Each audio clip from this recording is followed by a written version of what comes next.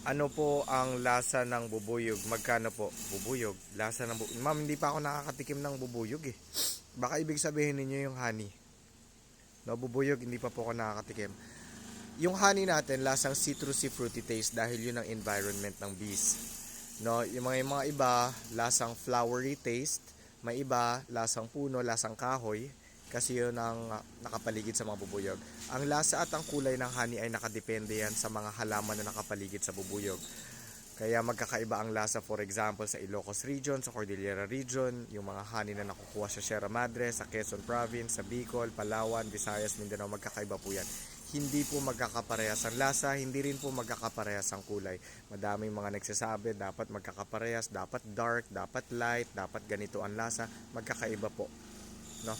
Kaya may mga honey din na matabang, may mga honey naman na matamis. No? Pero ano po ang lasa ng honey natin? It's citrusy fruity taste dahil sa environment ng bees natin, more on orchids, citrus plants, fruit plants, yung mga ganon. Kaya nadadala yon sa katas ng nektarya na nakukuha ng mga bubuyog sa mga halaman na nakapaligid. Sana nasagot ko ito. Maraming salamat.